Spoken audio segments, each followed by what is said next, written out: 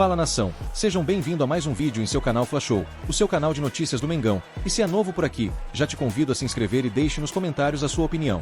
6-0 em pleno Maracanã, não era aquele público, o pessoal lá reclamando dos preços dos ingressos.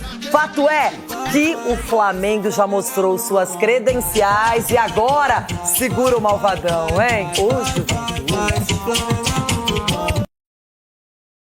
uma apresentação de gala para virar os holofotes que começaram à noite focados no banco de reservas. O principal assunto do dia era Bruno Henrique. Não cabe a gente julgar, que a gente possa dar carinho pro Bruno, dar o suporte que ele precisa e espero que as coisas se resolvam pelo melhor. Mas o caso não ofuscou o futebol dentro de campo.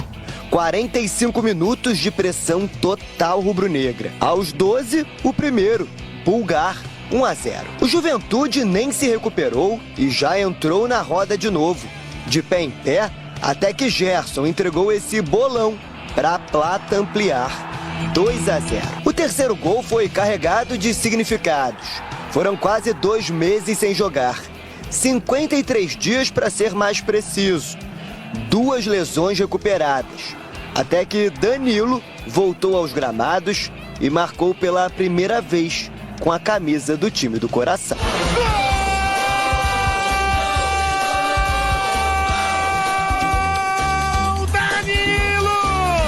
Quando eu decidi voltar para o Brasil, era uma das sensações que eu estava buscando, né?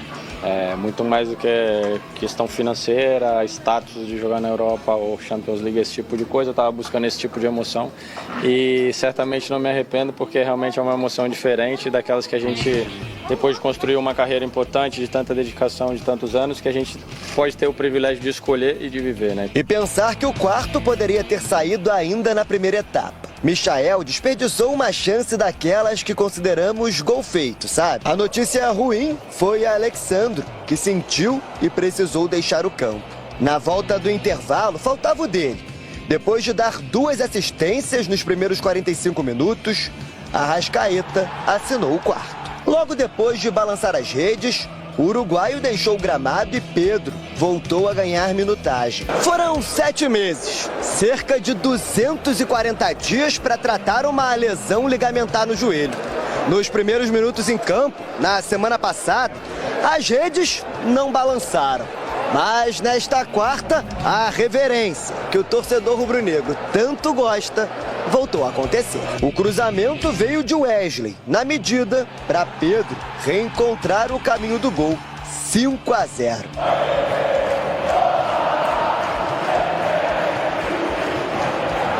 E não parou por aí. O atacante ainda foi derrubado na área. Pênalti que o próprio Pedro pediu para bater. A cobrança não foi das melhores, mas no rebote, 6-0 Flamengo. Bruno Henrique ainda voltou aos holofotes no final da partida. Agora dentro de campo, mas pouco pôde ajudar. Com os 6-0 no marcador, o Flamengo voltou a vencer em casa, assinando a maior goleada do campeonato até aqui e mantendo a liderança, agora com 10 pontos somados. No próximo sábado, tem clássico contra o Vasco, com direito à provocação na arquibancada.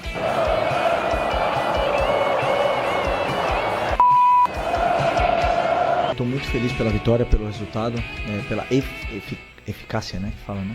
Que vocês cobram tanto aqui em todas as coletivas. Eu sempre digo que tem vezes que a bola vai entrar de um jeito que ninguém espera e tem dias que a bola não vai entrar. Isso é futebol, mas os jogadores têm esse poder ofensivo.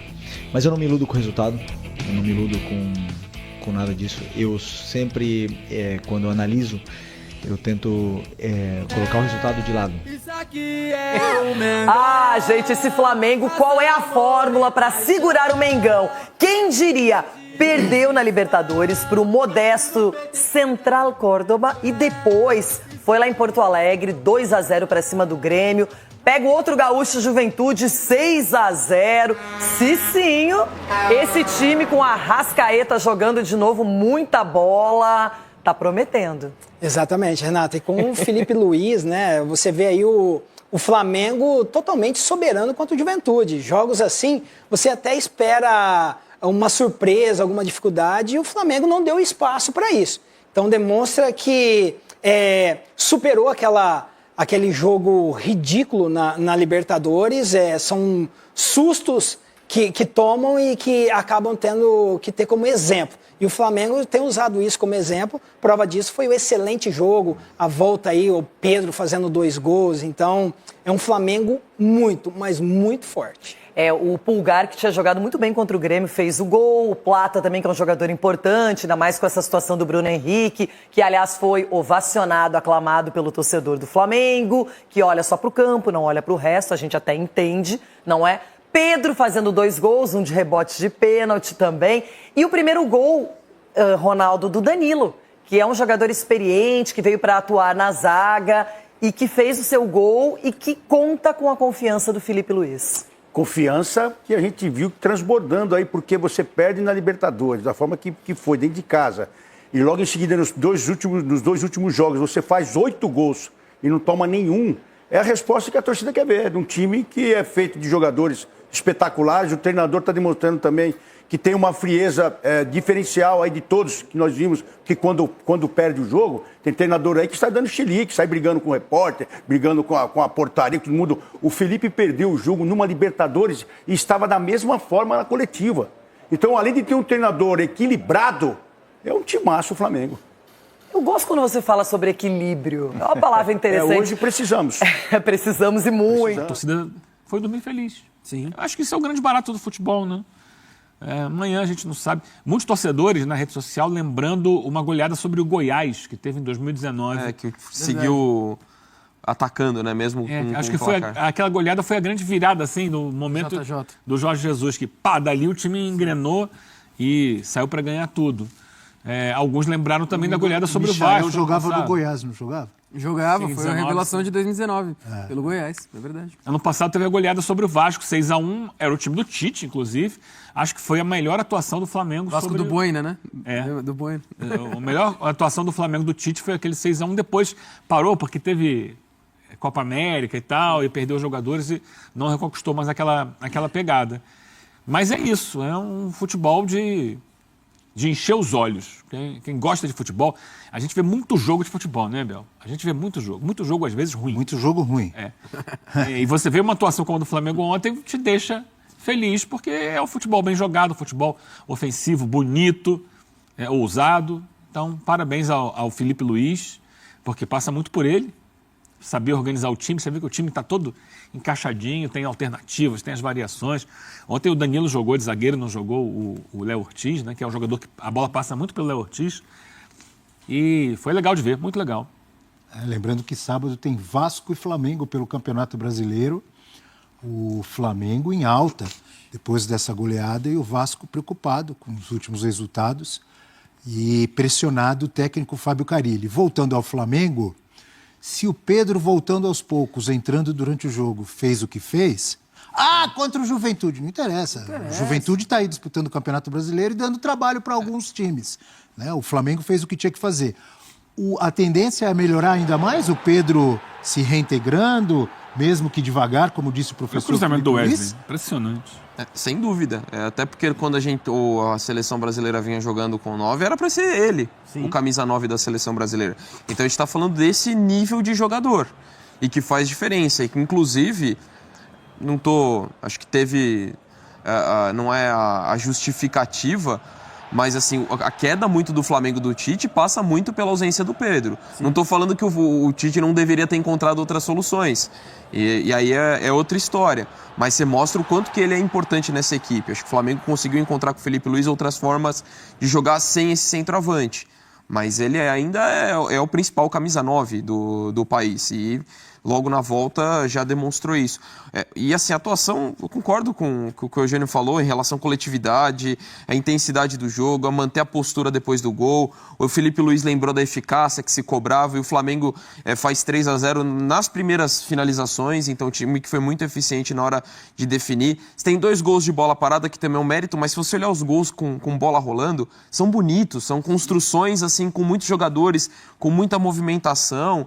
E eu também não entro nessa de querer minimizar a vitória de ontem falando do Juventude. Primeiro porque o Juventude já tem feito um bom trabalho no passado, causando muita dificuldade para outros clubes, em Copa do Brasil, no Brasileiro. Teve algumas boas atuações. E outra, ainda que não fosse um time que não se destacasse, fosse um time para ser lanterna, por exemplo, do Campeonato Brasileiro, e eu acho que não é o caso, mas mesmo que fosse, ele joga com todo mundo. E a gente não vê um 6-0 desse acontecer com a frequência que possa imaginar quando você fala de um time mais inferior. E não acho que é o caso do Juventude, só para repetir. O Central Córdoba, por exemplo, Exato. Não, que é um time muito pior que o do Juventude. Muito pior. Aí o Flamengo foi lá O Flamengo não conseguiu render. E o Flamengo vai lá e faz o que fez. Então acho que Aliás, é que uma atuação resposta muito do Flamengo, né? Após esse tropeço contra o Central Córdoba. Uma partidaça fora de casa contra o Grêmio. A gente pode citar aqui todas as mazelas do Grêmio. Falaremos aí da queda do Quinteiros, mas foi uma baita resposta. E agora contra o Juventude, sacanagem, né? Você vê o Pedro voltando. O que o Gerson tá jogando bola, cara. Ontem era só letra, passe de qualquer... E assim, não era firulinha, né? Não esqueça, o Adílio dos tempos modernos. O Adílio Continue. dos tempos modernos. Não, assim, com contundência, não era toquinho pro lado, virando a cara, assim, sempre muito vertical. Meus amigos aqui... Jogador de bola, né? Jogador de bola. E meus amigos complementaram aqui, gabaritaram. O Flamengo não perde a intensidade. Ontem, assim, guardadas as proporções, estava jogando fora de casa, etc. Botafogo e São Paulo faz o 2-1, vamos retrair. Aí todo pra trás. São Paulo tá fazendo isso direto, inclusive. Vamos todo pra trás. O Flamengo fez 3, faz 4, faz 5, faz 6, poderia ter feito muito mais. Entendeu? Tem elenco pra isso, tem futebol pra isso. E aí quando você... O DM do Flamengo por muito tempo ficou recheado, né? O Cebolinha, o próprio Michael, Pedro. Vão voltando... Pô, o Felipe Luiz, que entende o que é Flamengo, porque a torcida do Flamengo é conhecida por cobrar, às vezes, não vitórias, né? Que a gente tá falando de jogo a jogo. Vitórias também, não só vitórias. Não só vitórias. Mas cobrar o jogo, bem jogado. Se tem um estilo de jogo que a torcida quer ver, é o que foi apresentado ontem no Maracanã. Vou fazer uma pergunta para você que eu faço normalmente pro professor Celso Unzelt. Você dá nota para um jogador. Mas é fácil para você. Vai. Nota para a Arrascaeta no jogo de ontem ou neste Campeonato Brasileiro. Ele fica nervoso, né, na hora de finalizar. Putz. Que tranquilidade para fazer gol, hein? Do jogo contra o Grêmio foi assim, ontem de novo. Eu não sou o professor, odiava tirar nota baixa, porque eu acho que o professor às vezes é muito exigente, cara. Então, pra mim, até agora, a Arrascaeta é 9,5 no Brasileirão. Tá louco. E lembrando também que faz aquele gol crucial de biquinho contra o Vitória. Lógico, ainda... Artilheiro do Brasileirão, se não me engano. 4 gols, junto com o Pedro Raul. E Verratti. E Verratti. E além dos 4 gols, 2 assistências. Então ele tem 6 participações em jogo e jogando 3 vezes. Em 4 rodadas. Assim, tudo bem, é começo de campeonato, mas pra mim, desse início de campeonato, é o principal nome do Brasileirão. Olha, talvez seja o... São só 4 rodadas, talvez seja o bola de ouro do momento. Não duvido. Alô, Ricardinho, Ele ajuda tava nós. ali, né? Ele tava na disputa ali, né? Por ele, deve ser ele, né? Porque... Ou ele, 4 Pedro gols Raul. e 2 assistências no Brasileirão. Pedro Raul acho que tem 4 4 gols. rodadas. Pedro Raul também tem 4 gols e 1 assistência. Então deve estar nessa briga aí. Mas você falou tudo, Abel. Desfilando a Arrascaeta. Gelado na hora de gelado para finalizar, hein? Não tá nem aí, ele sabe onde colocar ali. No gol dele, num tempo que mata o goleiro, né? Porque você espera que ele vá dominar, Na pensar, bola, não, ele já mata com a perna Ó. esquerda, gira e bate. Olha que facilidade, velho. É inteligência, raciocínio rápido e qualidade técnica, tudo no mesmo lance. E também, a gente não citou aqui, mas também parabéns pro Plata. Mais um gol bonito do Plata pelo Flamengo de cavadinha, né? Plata que se encontrou aí no Mengão e tá rendendo bem. O Flamengo tem muita peça positiva, né, cara? É sacanagem. E o Plata que jogou como centroavante, né? Sim, exato. Depois entra o do Pedro. Ele e o Arrascaeta por dentro, com o Gerson aberto de um lado, Michael do outro. Esse foi o ataque do Flamengo no início do jogo. Sim. Depois ele vai trocando.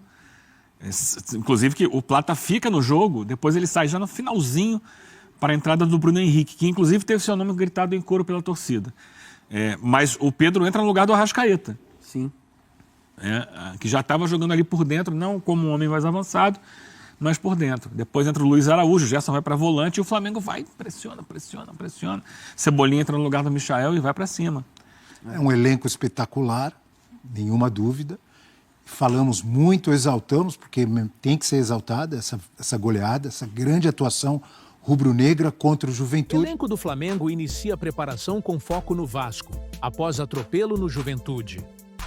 O Flamengo atropelou o Juventude por 6-0 na quarta-feira, no Maracanã, em jogo válido pela 4ª rodada do Campeonato Brasileiro. Após a goleada, o elenco rubro-negro não vai ter tempo de comemorar.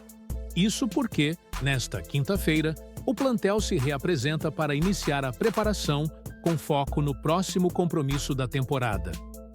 Segundo a programação divulgada pelo Flamengo, o elenco tem treino, marcado na tarde desta quinta-feira.